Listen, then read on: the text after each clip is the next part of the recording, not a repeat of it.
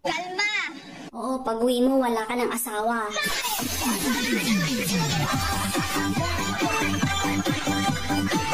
Oh no! Abroad. Masarap pakinggan para sa iba. Sabi nila, kapag nasa abroad ka, masaya at maginhawa. Pero ang totoo niyan, kaakibat nito ang lungkot at pangungulila. May mga panahong gugustuhin mo nalang sumuko, pero nangingibabaw ang tanong na, bakit ka nga ba nandito?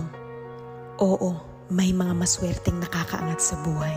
Pero aminin natin. Ano yung mga natutunan mo sa pagiging OFW? You have to let your family feel okay ka para hindi sila mag-alala sa'yo. But the real story is, Pagod na pagod ka, puyat na puyat ka sa pagtatrabaho. You have to help yourself go back to work. Kasi yun yung reason bakit ka nasa ibang bansa. doon sa mga kamag-anak ng OFW na nandito sa Pilipinas, minsan hindi nagpadala yung kamag-anak nila, naaway nila. Minsan hindi napagbigyan, binabastos nila, hindi nila nire-respeto. Ano masasabi mo sa mga kamag-anak na mga ganon yung ugali nila? They have to understand, hindi talaga madali yung buhay, lalo na wala ka sa Pilipinas. Iba-iba yung challenges na pinagdadaanan nila araw-araw. Malaking ambag sa success ng isang overseas Filipino worker, yung suporta at pagmamahal ng pamilya nila. Ano yung pinakamahirap na sitwasyon?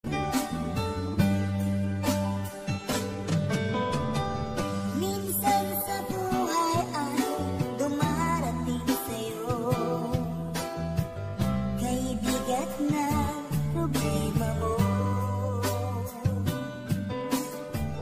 Minsan sa buhay ay naisip mo na para bang di ka niya mahal.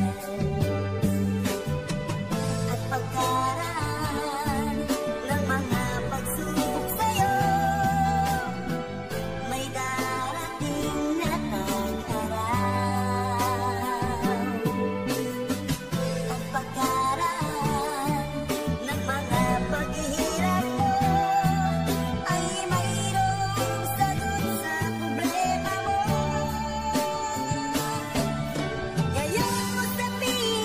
Alam mo yung masakit na katotohanan sa ating mga OFW na kahit anong sakripisyo ang gawin natin para mabigyan ng magandang buhay ang ating pamilya, hindi na natin may babalik yung mga oras at panahon na wala tayo sa tabi nila. Ang masakit pa minsan kapag uuwi ka ng Pilipinas, may mga tao malapit sa'yo na pumanaw na. Hindi na natin may babalik ang nakaraan. Napakaiksi lang ang buhay. Ang gusto lang naman natin maging masaya. Pero